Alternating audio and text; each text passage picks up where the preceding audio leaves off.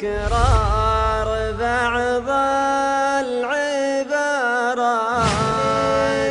عاشقين التمشية برض براري الرجال غسل كفي من مصافحة بعض اليدين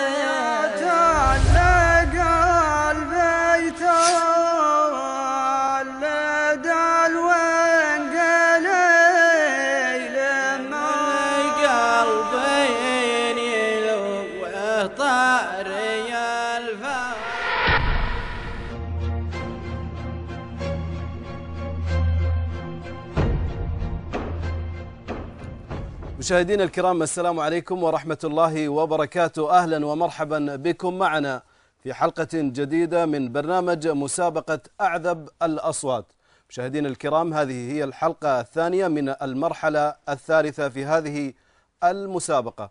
كما تعلمون تأهل إلى هذه المرحلة 30 متسابق، وسيتم تصفيتهم إلى 22 متسابقا. اليوم إن شاء الله مشاهدينا الكرام راح نستقبل متسابقين جدد.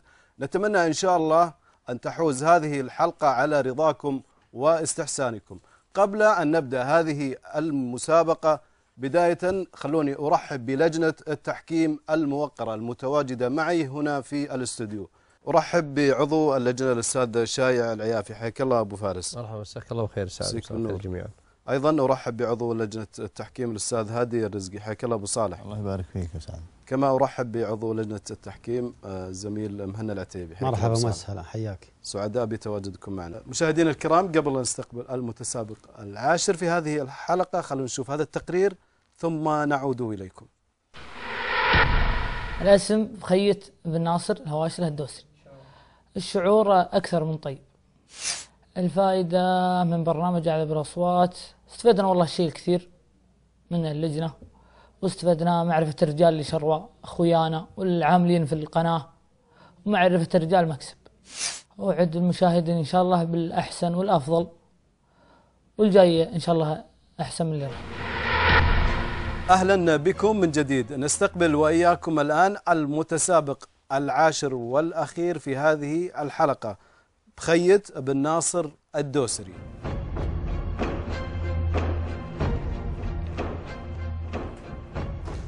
السلام عليكم. حياك الله بخيت. بخير جميع. حياك الله. مستعد؟ إن شاء الله. الكلمات لمن؟ للشاعر سعد بن جدلان. الكلمات اللي معطينها اللجنة. اللجنة هم اللي أعطوكم؟ أكيد. يلا جاهز؟ إن شاء الله. تفضل. أنا وين بلقايا لجوي دفاع الخير، حريصا على سر المحبين اللي أرسلته. أنا لو بصبر ما باني بتأثير، وهالحين حتى الصبر يومين ما احتلته. أنا مثل صقار تولع بحب الطير، ولا بقلبه فروخ الصوارم وهبلته. تولعت في فرخ قضي بنية السير، أبي نظرة من لفتة الحر واسبلته. صغير بسنه غايز عندي مهو بصغير، يا مغلاه في قلبي ويا كبر منزلته.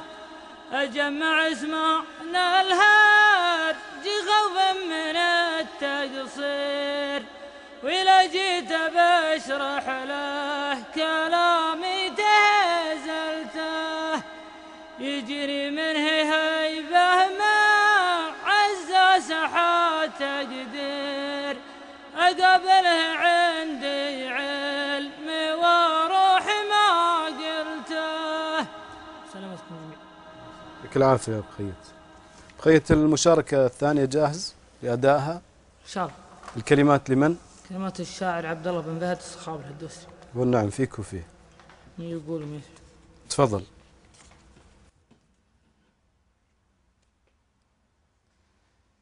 سريتني يا حمام الدو في سكة تاهي زاريها ما ينفع العين كثر النوح ما رجع الدمع غاليها لو يشفي الروح كثر البوح كان العربان خافيها مر البكا ما يفيد الروح كم دمعة تنساح ساقيها صحيح ذي حالة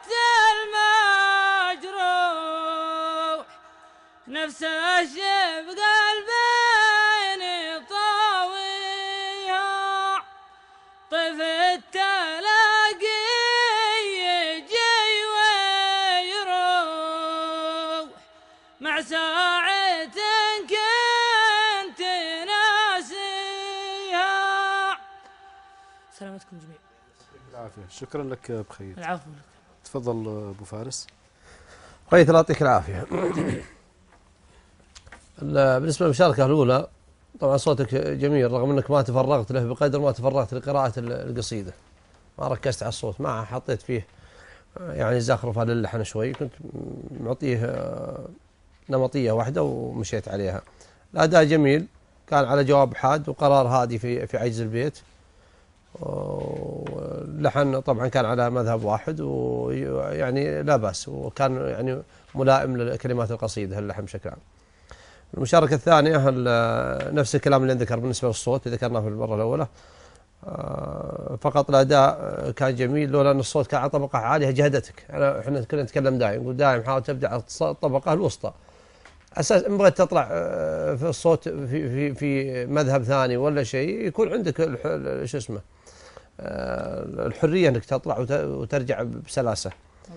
اللحن هجيني واجدت فيه، وفعلا هذه الماده المطلوبه. الله يعطيك العافيه بخيس بالتوفيق. ويقول بيض وجهك على كل حال. شكرا لك ابو فارس. تفضل استاذ هادي. حياك الله بخير. حياك الله. اللحن اللي جبته قبل شوي ما جبته في المسابقه هذه قبل كذا في الفقره الاولى؟ اللحن الاول؟ ايه لا بدايته. سبق شاركت به معنا في المسابقه هذه اللحن نفسه؟ اي مضبوط. بدايته بس. ايه. طيب الملاحظة هنا يا طول العمر بس في تقطيع الكلمات، يعني لأن اللحن على جزئين، فألاحظ في وسط الشطر البيت، يعني الشطر الأول توقف في نصف الكلمة، يعني ما تجيب الكلمة مثل الصبر هنا عام توقف في نصف الكلمة، هو الواجب أن الكلمة تأتي كاملة. هذا الملاحظة بالنسبة في الأداء. بالنسبة للصوت، صوتك من الأصوات الصلبة والأصوات الحادة، واللي من الصعب أن هناك يعني أصوات يمكن قليل ما تقدر أنها تأدي الأداء اللي أنت تأديه، لأن هذه من الله سبحانه وتعالى. بالنسبة للهجيني أديتها بشكل منتظم وشكل طيب، لولا مدتك في الكلمة الأخيرة من الشطر الأول النوح والبوح، الواجب اختصرت في مساحة النفس، ولكن أدائك أداء متمكن. أتمنى لك التوفيق بخير. بيض الله وجهك على كل حال. شكرا لك استاذ هادي. تفضل استاذ مهنا. ابو ناصر بيض الله وجهك. وجهك. المشاركة الأولى يمكن ما لقيت ملاحظة فيه، بس اللهم بس الاستعجال وعدم قراءة نهاية القصيدة اللي تجينا منها هيبة، انفلت اللحن معك شوي، ولا باقي القصيدة أدائك فيها رائع وأحسن مشاركتك الأولى بكل صراحة. لا أنت أديت في شيء وراجعت السلبيات الأولى وعالجتها في المشاركة هذه. بالنسبة للمشاركة الثانية بدأ ارتباك طلعت على الرتم وتورطت، لا عاد تقدر تنزل واصل. وواصلت. مواصلك هذا هو اللي بدأ معك المجهود.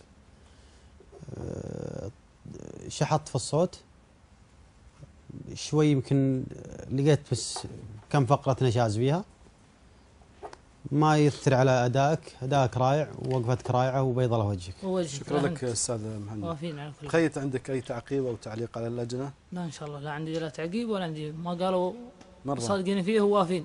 راضي عن أدائك؟ بالله راضي عن أدائي. إيه؟ إن شاء الله إني راضي. كان هذا الطموح اللي أنت حاب توصل له يعني؟ هذا لا، من جاء طلع المحل ذا يبي لها انه الأعمى قال ما يطلع منه الا لجنه اعمى ولا يثنون عليه. طيب. واللجنه اكيد ما يجي يحطوا المحل ذا الا هم علم، قال ما جاوا هنا اللي يميزون الواحد انك ترك كذا وترك كذا. وأنت دائما مميز يا بخيت. طول لي عمرك. شكرا. الآن مشاهدينا الكرام ننتقل إلى الزميل عبد الإله القحطاني. مشاهدينا الأعزاء، ختامها مسك مع المتسابق بخيت بن ناصر الدوسري. حياك الله يا بخيت. حياك الله. الله يعطيك العافية على المشاركتين الرائعة. طول لي عمرك بديت روحك. أخوي بخيت، انطباعك عن رأي اللجنة؟ اللجنة إن شاء الله إنهم راضيين، والشالة الأولى استعجلت بس فيها، وإن شاء الله انطباعهم طيب. هل كان فيه شيء يستدعي الاستعجال؟ لا والله أنا عند قلبي إني ماني مستعجل وطلعت أنا مستعجل، ولا أنا ما أدري عنه، حسب إني ماني مستعجل. أشاروا برضو اللجنة أنك تقطع في الكلمات. في صدر البيت. صدر البيت فيه بعض القصائد يجيك صدر البيت فيه عجز يجبرك. راضي عن تقييم اللجنة؟ إن شاء الله إني راضي وبيض له وجيههم على كل حال ووافي. تتوقع تتأهل معنا المرحلة الجاية؟ والله إني عاد أتوقع يا طويل العمر، هذا علم عند الله. إحنا سوينا اللي علينا وأنا راضي عن مشاركتي. أنت أهلت وبارك الساعات، ما تأهلت والله يوفقنا وياهم، لكني أنا طالع من هنا وأنا راضي عن نفسي. أهم شيء إني قدمت شيء أكون راضي عليه. أخوي بخيت، كنت تشارك سابقا في الإذاعات المدرسية بالشلات وهذه؟ إيه أحسن واحد عندهم في المدرسة. طيب شليت باللهجة الفصحى؟ فصحى؟ لغة يعني لا والله ما